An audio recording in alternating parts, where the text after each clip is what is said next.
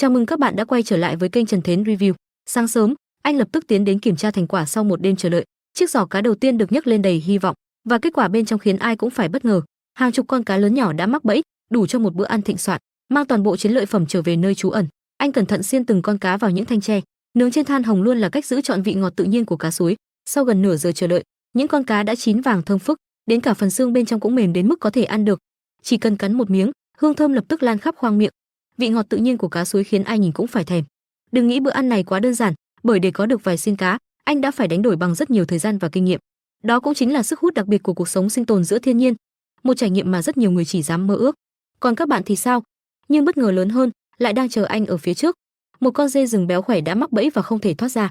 Trong cơn hoảng loạn, nó càng vùng vẫy thì dây bẫy càng quấn chặt quanh thân cây, cuối cùng kiệt sức và ngạt thở ngay giữa khu rừng. Không bỏ lỡ cơ hội, anh nhanh chóng mang chiến lợi phẩm trở về căn cứ. Sau bữa cá suối thơm ngon và cua tươi vừa thưởng thức, anh tiếp tục men theo con suối trong vắt quen thuộc, bởi nơi đây vẫn còn một nguồn thực phẩm vô cùng giá trị. Mục tiêu lần này không phải cá, mà là những con ốc suối béo ngậy ẩn dưới lòng nước, nhờ dòng nước trong veo. Việc tìm kiếm chúng trở nên dễ dàng hơn rất nhiều. Loại ốc này chứa nhiều canxi và dưỡng chất, là món ăn cực kỳ quý giá giữa thiên nhiên hoang dã. Vì thế, anh chắc chắn sẽ không bỏ qua. Mỗi khi lật một tảng đá lên, từng cụm ốc lại hiện ra ngay bên dưới, được nuôi lớn hoàn toàn bằng nguồn nước suối tự nhiên. Vỏ ngoài bóng mịn, còn phần thịt bên trong thì trắng và cực kỳ tươi ngon. Sau hơn 2 giờ miệt mài tìm kiếm, anh đã thu hoạch được hàng trăm con ốc, chừng ấy cũng đủ cho một bữa ăn no nê.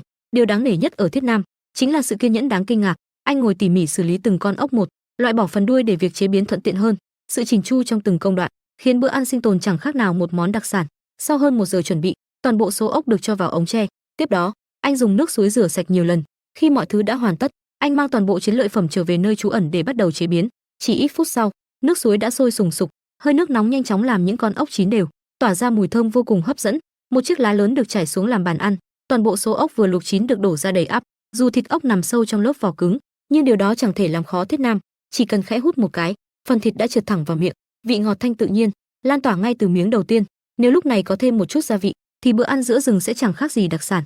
Thời gian lặng lẽ trôi qua, Thiết Nam vẫn kiên trì rèn luyện từng động tác một cách chính xác. Số thịt lợn rừng dự trữ giờ đây gần như đã cạn sạch, đã đến lúc anh phải chuẩn bị cho một chuyến săn mới. Những giờ luyện tập không chỉ giúp giải trí, mà còn là chìa khóa để tự vệ và săn mồi hiệu quả hơn. Trong rừng sâu, muốn sinh tồn thì phải chuẩn bị thật kỹ. Một mục tiêu được dựng lên trước vách đá để tiếp tục rèn luyện độ chính xác, bởi chỉ một sai sót nhỏ khi săn mồi cũng có thể khiến mọi công sức đổ sông đổ biển. Sáng ngày thứ 3 nhanh chóng bắt đầu. Thiết Nam vẫn còn ngủ say sau một ngày tiêu hao quá nhiều sức lực. Phần thịt lợn rừng cuối cùng cũng đã được dùng hết trong bữa ăn tối hôm trước. Không còn đường lui, anh buộc phải lên đường tìm kiếm con mồi mới. Sau một hồi quan sát khắp khu rừng, một dấu vết lạ xuất hiện giữa bụi cây. Đó chính là phân của một loài động vật hoang dã. Dù chưa thể xác định chính xác là loài gì, nhưng lượng dấu vết để lại khá lớn. Điều đó chứng tỏ con mồi chắc chắn có kích thước không hề nhỏ. Ngay lập tức, anh quyết định đặt bẫy tại khu vực này. Những dây leo chắc khỏe được cắt xuống để thay thế cho dây thừng tự nhiên, với độ bền đáng kinh ngạc, ngay cả những con thú nặng hàng trăm ký cũng khó có thể phá đứt. Anh bắt đầu tạo chiếc thòng lọng với độ chính xác tuyệt đối, bởi chỉ cần sai lệch một chút, toàn bộ chiếc bẫy sẽ mất tác dụng. Chiếc bẫy được cố định chắc chắn bằng những cọc gỗ đóng sâu xuống đất. Thân cây lớn bên cạnh sẽ tạo lực kéo cực mạnh khi bẫy được kích hoạt. Mọi chi tiết đều phải thật chính xác, nếu không con mồi sẽ dễ dàng thoát thân. Dây leo được buộc chặt vào chốt giữ, từng nút thắt đều được kiểm tra cẩn thận. Chiếc thòng lọng cũng được đặt đúng vị trí, ngay trên lối đi mà con mồi thường xuyên qua lại. Chỉ cần bước thêm một bước, chiếc bẫy sẽ lập tức siết chặt không cho nó cơ hội chạy thoát. Anh chưa dừng lại ở đó, anh lại tiếp tục khảo sát khu vực xung quanh. Thật bất ngờ khi gần đó lại xuất hiện thêm dấu vết mới. Không chần chừ, anh tiếp tục dựng thêm một chiếc bẫy thứ hai. Lần này vị trí còn kín đáo hơn, khiến con mồi gần như không thể phát hiện. Sau khi hoàn thành mọi công đoạn, điều duy nhất anh có thể làm là trở về nơi trú ẩn và kiên nhẫn chờ đợi. Sáng sớm ngày hôm sau, Thiết Nam lập tức quay lại kiểm tra hai chiếc bẫy, nhưng chiếc bẫy đầu tiên vẫn còn nguyên vẹn, không hề có dấu hiệu con mồi ghé qua. Lúc này, mọi hy vọng đều dồn vào chiếc bẫy còn lại. Anh nhẹ nhàng tiến đến, quan sát từng dấu vết trên mặt đất, và dường như đã có điều gì đó xảy ra. Khoảnh khắc phát hiện con mồi khiến anh không thể giấu nổi sự phấn khích. Trước mắt anh là một con dê rừng trưởng thành, nó đã hoàn toàn gục ngã trong chiếc bẫy được giăng từ trước. Sợi dây bẫy siết chặt lấy con mồi, đồng thời quấn nhiều vòng quanh thân cây bên cạnh. Có lẽ sau khi bẫy được kích hoạt, con dê hoảng loạn tìm cách bỏ chạy, nhưng càng vùng vẫy, chiếc thòng lọng càng siết chặt hơn. Cuối cùng nó kiệt sức và ngạt thở giữa khu rừng. Nhìn vào kích thước này, ước tính con dê nặng tới vài chục ký, một chiến lợi phẩm còn giá trị hơn cả lợn rừng, bởi thịt dê luôn được đánh giá thơm và ngọt hơn rất nhiều. Dù vậy, Thiết Nam vẫn giữ được sự bình tĩnh, không hề vội vàng hay phấn khích quá mức. Anh nhẹ nhàng nhấc chiến lợi phẩm lên, rồi lặng lẽ rời khỏi khu rừng sâu. Nhưng điều khiến nhiều người tò mò hơn cả chính là cách anh sẽ chế biến con dê này. Không cạo lông như thông thường, anh đặt nguyên cả con dê lên đống lửa lớn, ngọn lửa cháy liên tục, đốt sạch toàn bộ lớp lông bên ngoài. Chỉ nhìn thôi cũng đủ khiến người xem háo hức chờ thành phẩm. Mang chiến lợi phẩm về đến nơi trú ẩn, công việc vẫn chưa kết thúc. Với một con dê lớn như thế, quá trình sơ chế sẽ mất khá nhiều thời gian. Muốn làm sạch lông của nó hoàn toàn, anh phải kiên nhẫn xử lý từng công đoạn một. Mùi lông cháy có thể không dễ chịu, nhưng đây lại là cách làm sạch hiệu quả nhất giữa rừng sâu. Sau gần 2 giờ nướng liên tục, toàn bộ lớp lông cuối cùng cũng được loại bỏ hoàn toàn. May mắn là ngay gần đó có một con suối, giúp anh dễ dàng rửa sạch phần da còn sót lại. Nhìn con dê có vẻ rất to, nhưng lượng thịt thực tế lại không quá nhiều, có lẽ vì nó đã vận động quá nhiều trong môi trường hoang dã. Xem đến đây đừng quên nhấn like và đăng ký kênh Trần Thến Review để không bỏ lỡ những hành trình sinh tồn gay cấn tiếp theo. Bắt đầu từ những đường cắt đầu tiên, mọi thao tác đều rất dứt khoát, từng nhát dao chính xác đã nhanh chóng tách phần sườn dê nguyên vẹn ra khỏi thân. Dòng nước suối giúp những miếng thịt trở nên sạch và trắng hơn. Sau khi chia thành nhiều phần lớn, anh đã có đủ thực phẩm cho nhiều ngày tiếp theo. Quay trở lại nơi trú ẩn, từng miếng thịt được buộc lên thanh tre, rồi treo ngay phía trên bếp lửa để hun khói và bảo quản lâu hơn. Nếu không xử lý kịp thời, số thịt này sẽ rất nhanh bị hư hỏng. Đó cũng là thử thách lớn nhất khi có quá nhiều thức ăn giữa thiên nhiên. Thế nhưng trước khi thưởng thức thịt dê, Thiết Nam vẫn có một thói quen đặc biệt, anh luôn chế biến nội tạng trước tiên, coi đó là món khai vị yêu thích, chỉ cần nướng vừa chín tới là đã có thể thưởng thức hương vị tươi ngon nhất. Cách chế biến này không chỉ giữ được vị ngọt tự nhiên mà còn hạn chế thất thoát dinh dưỡng. Dù vẻ ngoài có phần mộc mạc, nhưng phần thịt bên trong lại mềm ngọt và giòn đến bất ngờ. Sau bữa ăn no nê, anh vẫn tiếp tục để những miếng thịt dê được hun khói, còn bản thân thì tranh thủ nghỉ ngơi lấy lại sức cho chặng đường tiếp theo. Đã 2 tuần kể từ ngày anh sống trong hang đá, đây cũng là lúc phải tiếp tục cuộc hành trình, thu dọn toàn bộ số sườn dê còn lại, cùng nguồn lửa mang theo bên mình. Thiết Nam lại tiến sâu hơn vào khu rừng nguyên sinh. Sau gần 2 giờ băng rừng, nguồn lửa đầu tiên cũng dần tắt hẳn. Muốn duy trì ngọn lửa liên tục, may mắn là anh đã chuẩn bị sẵn một mồi lửa dự phòng. Không chần chừ thêm, anh tiếp tục tiến về phía khoảng đất trống phía trước. Giữa những bụi cây rậm rạp, anh nhanh chóng nhận ra đây sẽ là vị trí lý tưởng để dựng trại. Những cành cây khô được anh thu gom để chuẩn bị cho đống lửa đêm nay. Thế nhưng đúng lúc quay trở lại, anh bất ngờ phát hiện một dấu hiệu lạ. Phần đất dưới gốc cây tơi xốp một cách bất thường. Kinh nghiệm sinh tồn mách bảo rằng nơi này chắc chắn có điều đáng ngờ, rất có thể bên dưới là hang của một loài động vật hoang dã. Không bỏ lỡ cơ hội, anh bắt đầu đào sâu xuống lòng đất. Miệng hang dần dần hiện rõ trước mắt, nhưng sau khi quan sát kỹ, anh nhận ra đường hang còn kéo dài rất sâu. Anh quyết định tiếp tục đào bằng một thanh gỗ được vót nhọn, có vẻ chỉ còn một chút nữa thôi.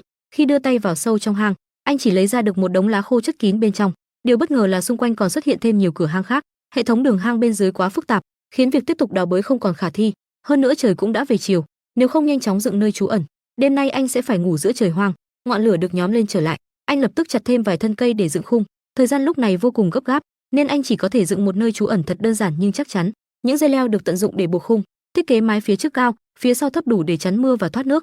Các tàu lá cọ lớn lần lượt được phủ kín lên phần mái để làm kịp trước khi trời tối. Phần vách cũng được làm thật nhanh, chỉ cần đủ sức chắn gió là đạt yêu cầu. Các cành cây được đan chéo vô cùng chắc chắn. 2 tàu lá cuối cùng được giữ lại để làm tấm đệm ngủ cho đêm đầu tiên. Mọi thứ cuối cùng cũng đã hoàn thành gọn gàng. Trong lúc đó, thịt dê vẫn tiếp tục được hun khói, riêng phần đầu dê còn nguyên vẹn. Anh vẫn đang cân nhắc nên chế biến theo cách nào, một là nướng nguyên cả chiếc, hay hầm thành một món canh hấp dẫn. Nhưng trước mắt, chiếc đùi dê mới là món ăn khiến anh mong chờ nhất. Với Thiết Nam, chẳng có món nào hấp dẫn hơn chiếc đùi dê nướng than. Anh khéo léo rạch vài đường trên lớp da, rồi vót một thanh tre lớn để làm xiên nướng. Đùi dê được đặt trên bếp lửa rực hồng. Sau gần nửa giờ, hương thơm đã lan khắp khu rừng. Anh cắm nguyên xiên thịt xuống đất, chuẩn bị thưởng thức theo cách vô cùng đặc biệt. Từng lát thịt được cắt ra bằng con dao sắc bén. Phần thịt vừa chín tới, vẫn giữ trọn vị ngọt tự nhiên bên trong. Chỉ nhìn thôi, cũng đủ khiến người xem phải nuốt nước bọt. Một bữa ăn hấp dẫn như thế, đương nhiên anh không muốn bỏ sót bất kỳ phần nào. Ngay cả phần xương cũng được gặm sạch để tận dụng toàn bộ chất dinh dưỡng. Từng thớ thịt được xé ra chậm rãi để cảm nhận trọn vẹn hương vị của món nướng. Đến cả chiếc xương ống, anh cũng không bỏ qua một chút tùy nào. Khoảnh khắc ấy khiến người ta gần như quên mất anh vẫn đang sinh tồn giữa rừng sâu. Sau một ngày dài vất vả, mọi mệt mỏi dường như tan biến sau bữa ăn thịnh soạn. Một ngày mới lại bắt đầu. Thiết Nam thức dậy từ rất sớm. Vùng đất mới này vẫn còn rất nhiều điều đang chờ anh khám phá. Vì vậy, anh nhanh chóng chuẩn bị hành trang, đeo chiếc giỏ tre quen thuộc lên vai. Anh lập tức lên đường. Chỉ cách khu trại không xa, một rừng tre xanh mướt đã hiện ra trước mắt. Những mầm măng vừa nhú khỏi mặt đất, lại là món quà quý giá mà khu rừng ban tặng. Thiết Nam lập tức nghĩ ngay, nếu kết hợp với thịt dê thì hương vị chắc chắn sẽ tuyệt vời hơn. Chỉ mới tưởng tượng thôi, đã đủ khiến người xem cảm thấy đói bụng. Anh cẩn thận quan sát từng lớp lá khô để tìm những búp măng còn ẩn bên dưới. Bộ rễ tre đan xen chằng chịt, khiến việc đào măng trở nên không hề dễ dàng, nhưng thành quả nhận lại hoàn toàn xứng đáng với công sức bỏ ra. Chỉ nhìn màu sắc tươi non, cũng đủ biết măng vừa mới mọc. Sau khi rửa sạch bằng nước suối, anh nhẹ nhàng bóc bỏ lớp vỏ cứng bên ngoài. Những khúc măng non được cắt nhỏ rồi cho vào ống tre. Trở về khu trại, bữa sáng hôm nay gần như đã được quyết định. Một nồi thịt dê hầm cùng măng rừng thơm ngọt. Anh chọn những miếng sườn ngon nhất, rồi chặt thành từng khúc vừa ăn. Tất cả nguyên liệu nhanh chóng được cho đầy vào ống tre. Những khúc măng còn lại được đặt trực tiếp lên than hồng để nướng, bởi măng nướng cũng mang một hương vị rất đặc biệt. Khi măng vừa chín tới, anh vừa thưởng thức từng miếng, vừa kiên nhẫn chờ nồi thịt dê hầm sôi mềm. Sau gần 1 giờ chờ đợi, cuối cùng cũng đến lúc thưởng thức món ăn được mong chờ nhất. Những món ăn đậm chất hoang dã, tất cả đã tạo nên một hành trình vô cùng hấp dẫn và đáng nhớ. Nếu các bạn yêu thích những video khám phá, sinh tồn và những kỹ năng sống giữa thiên nhiên hoang dã, đừng quên nhấn like chia sẻ video và đăng ký kênh Trần Thiến Review để không bỏ lỡ những hành trình sinh tồn gay cấn tiếp theo.都没干净。